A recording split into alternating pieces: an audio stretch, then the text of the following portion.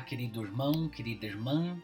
Neste sábado, 22 de outubro da 29ª semana do Tempo Comum, nós lemos e meditamos o Evangelho segundo Lucas, capítulo 13, versículos 1 a 9. Esta passagem se encontra situada no final da primeira parte da viagem de Jesus a Jerusalém, no conjunto que vai de 9:52 a 13:21. Na passagem de hoje, em estilo e forma de linguagem dos antigos profetas de Israel, Jesus vê e interpreta os acontecimentos da crônica do dia a dia, na busca de levar o povo a uma conversão, na busca genuína de fazer a vontade de Deus. Na passagem anterior a esta, exatamente no dia de ontem, sexta-feira, o Evangelho de Lucas coloca na boca de Jesus ensinamentos que nos levam a refletir os sinais do tempo presente, que é um tempo salvífico, pois para Deus o dia da salvação é hoje, pois o passado e o futuro não nos pertencem. O que temos, finalmente, é o dia presente, o dia de hoje, o dom, a graça, para que sejamos colaboradores no dia de hoje na construção do seu reino, o reino de Deus. Os sinais aos quais Jesus se refere devem ser procurados também nos dias atuais. Há, por exemplo, muito ódio dentro e fora de nossas famílias, comunidades e no mundo em que habitamos. E estes sinais devem ser lidos à luz do convite que Jesus hoje nos faz. O convite à conversão, ao arrependimento. No texto de Lucas, o verbo metanoete, um imperativo categórico que nos convida a arrependermos, mudarmos de direção, mudarmos nossos pensamentos, pois a palavra metanoia significa para além do pensar, um novo pensar. Se não fizermos esta conversão devida, Jesus diz, todos morreremos. E em se tratando de nosso contexto hoje, morreremos pelo ódio que infelizmente podemos semear. O primeiro versículo do Evangelho de hoje conta o fato ocorrido com os galileus em que Pilatos tinha mandado matar misturando o sangue deles com o sangue dos sacrifícios que eles estavam fazendo.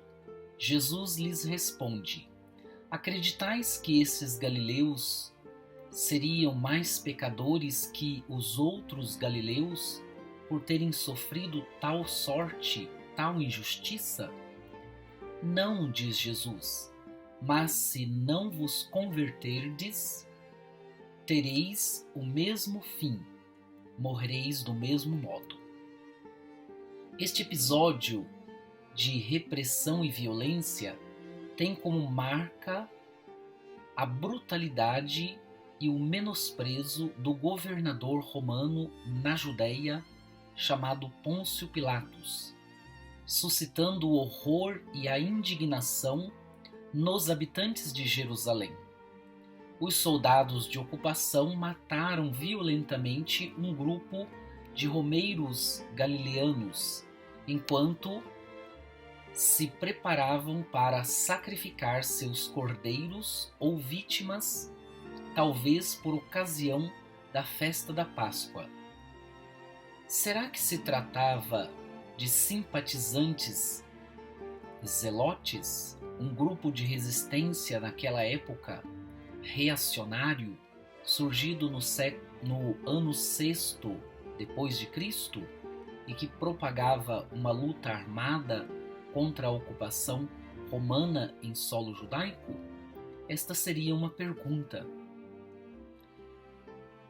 Os que relatam tais fatos a Jesus querem, sem dúvida, provocar o juízo e a tomada de decisão por parte de Jesus, saber o que ele considerava, se eles seriam autorizados a pagar o mal com o mal, ou o que ele pensava dos grupos dos zelotes. Jesus dá uma resposta que aparentemente ignora tais problemas. Jesus contesta o pensamento farisaico e o pensamento de causa e consequência, crime e castigo, como se os galileus ou galileanos merecessem tal fim, por conta de serem pecadores. O que Jesus deseja, sabiamente, é a conversão de todos, no dia de hoje, inclusive, tanto dos que fazem o mal como dos que sofrem tais males.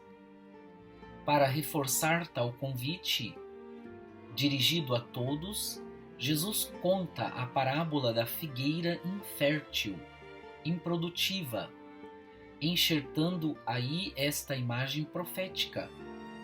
Todo Israel é uma figueira que deve produzir frutos bons e saborosos dentro da vinha, plantada por Deus.